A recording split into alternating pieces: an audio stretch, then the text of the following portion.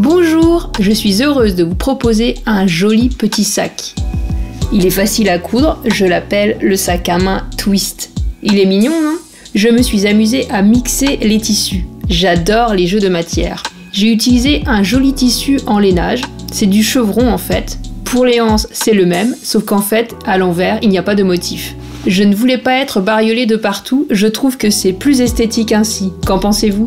Avec ce sac, vous pouvez facilement régler la hauteur des anses, car je me doute que pour une débutante, ce serait un peu plus compliqué d'ajouter des anneaux, une boucle de réglage.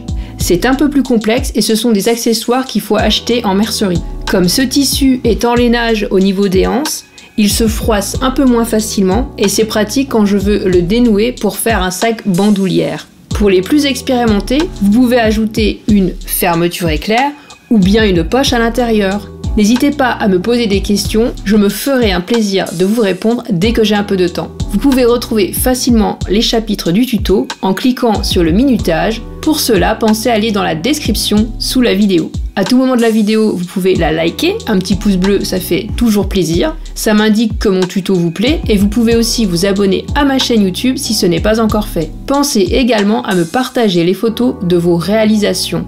Pour cela, il vous suffit d'ajouter #AtelierAlaska dans vos publications ou tout simplement vous m'identifier dessus. J'espère que ce sac va vous plaire, alors on démarre le tuto.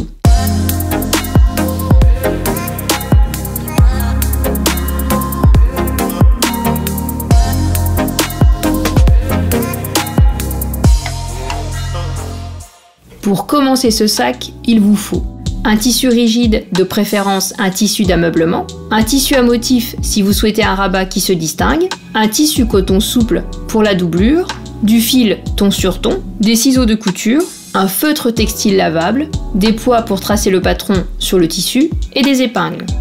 Le patron, il se compose de plusieurs pièces. Cette pièce est le sac, vous avez les repères du milieu haut et du bas. Vous couperez 2 fois dans le tissu d'ameublement et dans la doublure.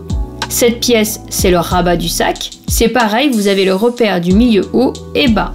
On le coupe une fois dans le tissu motif et dans le tissu. Je vous montre à cette étape toutes les pièces que j'obtiens, dont les anses et la bande tissu qui donne la profondeur du sac. J'obtiens le dos et le devant du sac en tissu d'ameublement. J'ai coupé aussi le sac dans la doublure. Le rabat est coupé en tissu motif et aussi en tissu d'ameublement. J'ai coupé une bande dans le tissu d'ameublement. Celle-ci mesure 6 cm par 70 cm. Coupez aussi cette même bande dans la doublure. Elle mesure aussi 6 cm par 70 cm. Et enfin, vous couperez aussi 2 anses pour votre sac de 10 cm par 82 cm. Maintenant, on va assembler le devant du sac et le dos avec la bande tissu. Je prends ma bande. Ici, c'est l'endroit et là aussi. Je pose ma bande contre l'endroit du sac. Je clipse pour ne pas trouer mon tissu. Je fais le tour du sac. La bande est plus longue. J'ai ajouté de l'aisance pour éviter un éventuel décalage. Je mets mes tissus sous le pied presseur. Je réalise un point d'arrêt. Je couds à 1 cm du bord. J'essaye de tendre au maximum la bande pour qu'elle se pose bien sur les courbes du sac. À la fin, je fais aussi un point d'arrêt. Je coupe les fils qui dépassent. Je crante les arrondis du sac pour avoir un joli tombé. Je crante de l'autre côté. Je fais uniquement sur les parties les plus courbées. Ici c'est le dos et là c'est le devant. Je pose endroit contre endroit. Je vais assembler l'autre côté de la bande avec le dos. Comme tout à l'heure, je pose des clips sur toute la bande.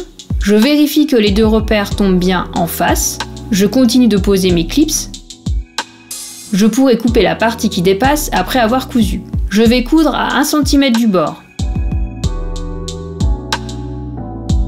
Comme tout à l'heure, je commence par un point d'arrêt. Et je couds la bande avec le dos du sac. Je finis par un point d'arrêt.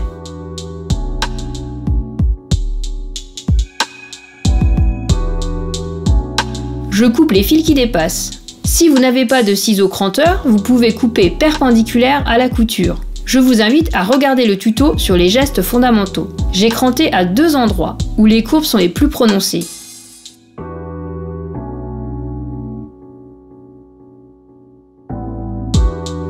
Je vais couper la longueur en trop de la bande.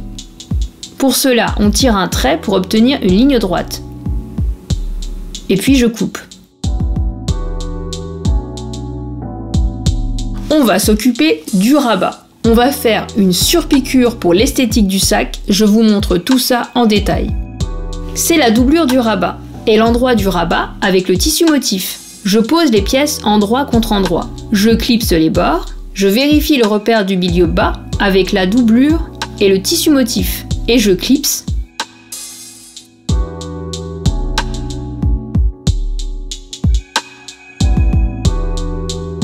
Je démarre avec un point d'arrêt. Je couds à 1 cm du bord toute la longueur avec la courbe. Je finis par un point d'arrêt.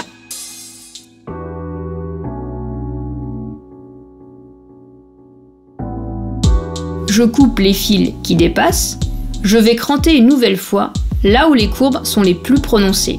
Je coupe en faisant attention de ne couper que la valeur couture. Et je continue de l'autre côté. Je retourne sur l'endroit le rabat et je le mets en place.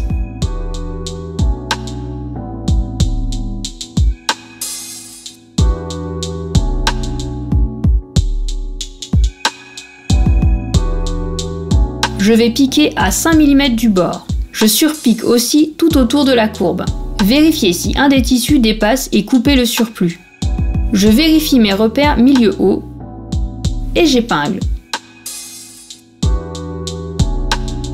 Je couds à 5 mm du bord la partie haute. Je roulotte les tissus pour qu'ils soient bien bord à bord. Et je surpique à 5 mm du bord tout autour de l'arrondi. Je finis la couture sur celle où j'ai démarré. La partie haute est maintenue. Les 2 tissus sont bien à plat. C'est propre grâce à la surpiqûre.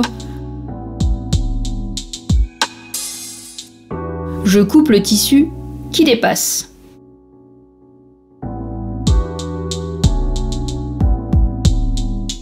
Pour l'esthétique du sac, je vous conseille vivement de surpiquer les coutures de la bande tissu. En plus, ça donne de la résistance à vos coutures.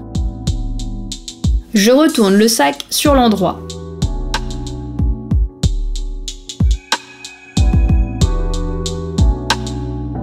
Je vais surpiquer les coutures sur la bande. Je ferai pareil de l'autre côté. Je rabats mes coutures sur la bande et je pique bien à 1 mm de la couture. Je commence par un point d'arrêt. Je tire bien mes tissus, la bande vers la gauche et le devant vers la droite. J'aplatis ainsi la couture. J'obtiendrai un esthétique bien plus joli. Je continue en faisant toujours ainsi. À la fin, je fais un point d'arrêt. Je coupe les fils qui dépassent. Le sac a déjà une belle tenue. À cette étape, je fixe le rabat à 5 mm du bord. C'est très simple. C'est le devant du rabat. Ici, c'est le dos du sac. Je pose le rabat contre le sac. Je vérifie les repères milieu haut. Et je clipse. Si vous avez un doute, pensez à vérifier le résultat final. Je couds à 5 mm du bord. Je commence par un point d'arrêt et je pique tout le long. Je finis par un point d'arrêt. Je coupe bien les fils qui dépassent. Mon sac est bientôt fini.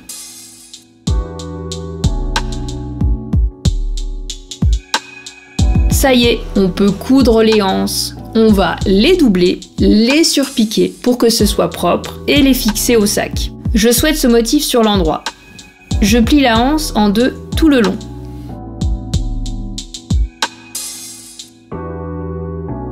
Je clipse à différents endroits.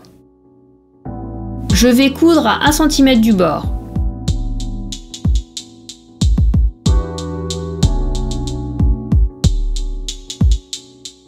Je commence par un point d'arrêt. Je soigne la couture de l'angle. Et je pique à 1 cm toute la longueur. Je finis par un point d'arrêt.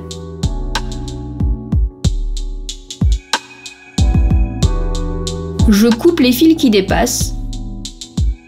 Je dégarnis l'angle. Je coupe en biais. Je prends une baguette chinoise et je la glisse dans le tunnel que j'ai préparé. Je fais glisser le tissu autour de la baguette. L'endroit du tissu sort enfin. Je n'ai plus qu'à tirer dessus. Je retire ma baguette.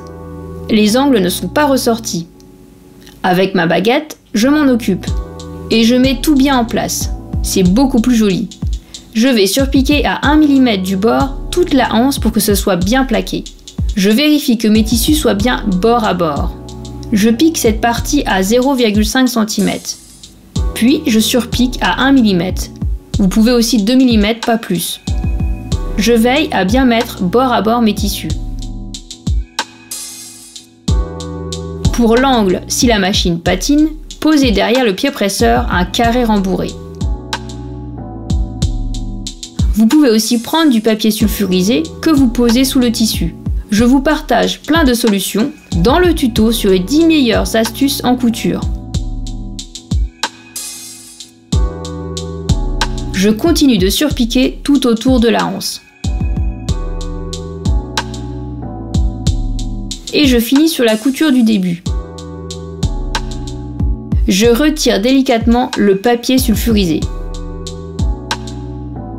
Je coupe les fils.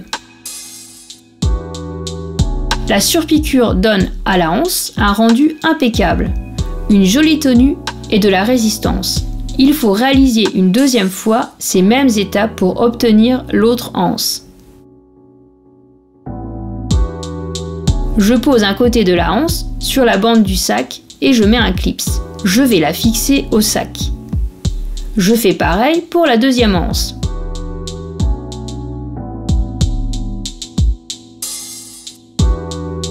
Je couds à 5 mm du bord.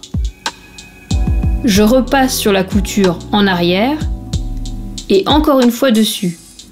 Cela assure plus de résistance au sac. Et je fais pareil pour l'autre anse. Et voilà, on peut assembler la doublure. Je vous montre à quel endroit on laisse une ouverture dans la doublure. C'est hyper important, sinon on ne peut pas doubler le sac. J'indique des repères à 4,5 cm de chaque côté du milieu bas. J'aurai une ouverture de 9 cm. Je pose la bande sur la doublure et je clipse tout autour. Je vais piquer à 1 cm du bord. Je m'arrêterai au premier repère que j'indique. À ce repère, je recommencerai ma couture. Je commence par un point d'arrêt. Je pique toujours à 1 cm du bord. À ce repère, je vais m'arrêter et faire un point d'arrêt.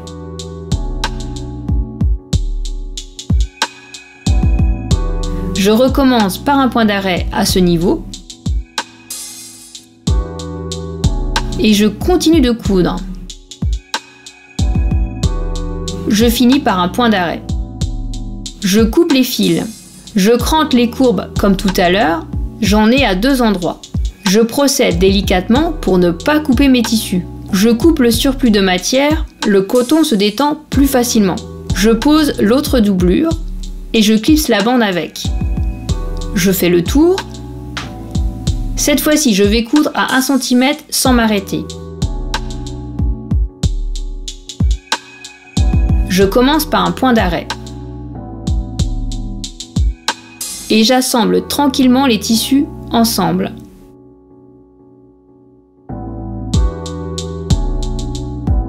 Je n'oublie pas de finir par un point d'arrêt. je trace une ligne droite et je coupe le bout du tissu qui dépasse. On a presque fini. On va assembler le haut du sac avec le haut de la doublure, tout ça en respectant une valeur couture de 1 cm. Et on ne va pas oublier de fermer aussi l'ouverture qu'on a laissée dans la doublure. C'est le milieu haut du sac. Ici, c'est l'endroit de la doublure. Je prends le repère du haut, c'est l'endroit. Je pose toujours endroit contre endroit. Je mets mes coutures l'une sur l'autre. Je clipse, je fais le tour du sac, je glisse une anse à l'intérieur, je vérifie l'autre repère haut et je clipse. Je glisse la deuxième anse, je clipse encore.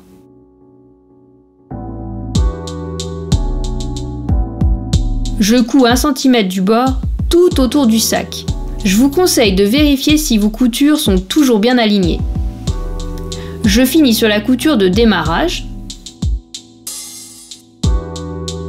Je coupe les fils qui dépassent. À cet endroit, j'ai mon ouverture. Je sors mes anses, puis délicatement les autres parties du sac. Je pousse sans trop forcer.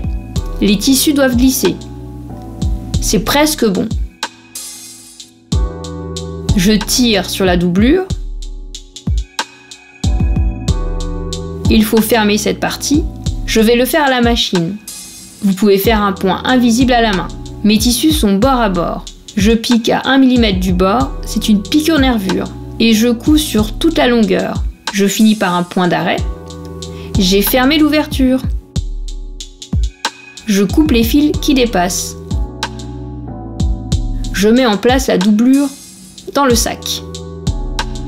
Pour que le sac soit joli, c'est pareil, on n'oublie pas de surpiquer le haut du sac à 5 mm du bord. Je vais surpiquer à 5 mm du bord tout le long du sac.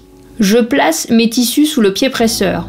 Je couds doucement et en même temps je tire la doublure et le sac vers la gauche pendant que je tire le rabat vers la droite. Je continue de surpiquer en veillant que le tissu du sac soit légèrement apparent, à peine 1 mm. À cet endroit, je tire la anse vers la droite. Je finis ma couture sur celle du début. Je coupe soigneusement les fils qui dépassent.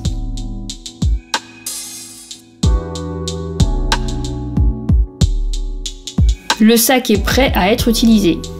L'intérieur est propre.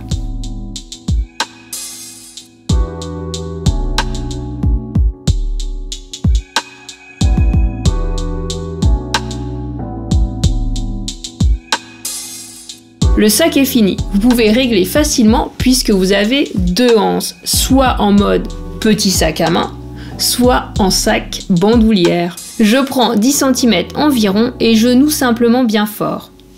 J'obtiens mon sac version bandoulière. Et voici en version petit sac à main avec un nœud à boucle. Vous avez cousu le sac Twist. Le lien du patron est sous la vidéo, dans la description. N'oubliez pas de la dérouler et donnez-moi vos impressions. Si la vidéo vous a plu, likez-la. Un petit pouce bleu, ça fait super plaisir. Si vous n'êtes pas abonné à ma chaîne YouTube, c'est le moment de le faire. Vous pouvez aussi activer la petite cloche en bas. Cela vous permet de ne pas louper mes prochaines publications. Et comme j'aime passer du temps à vous partager ma passion, vous pouvez également regarder les publicités qui s'affichent en entier pour me soutenir. J'aime vraiment découvrir vos réalisations. Pour ce faire, n'oubliez pas d'ajouter dans vos publications #Atelier Alaska. Je peux ainsi les découvrir. Cela me motive et me donne envie de vous proposer toujours de nouveaux patrons et de nouveaux tutos. L'aventure continue grâce à vous. Vous pouvez suivre mon actualité sur Facebook ou Instagram. Il vous suffit de taper dans la barre de recherche Atelier Alaska. J'ai aussi créé une communauté, un groupe de couture sur Facebook pour papoter couture et aussi pour vous proposer plein d'autres choses. Tous les liens sont dans la description sous la vidéo. N'oubliez pas de la dérouler. Je vous remercie d'avoir regardé l'intégralité de la vidéo et je vous dis à très bientôt.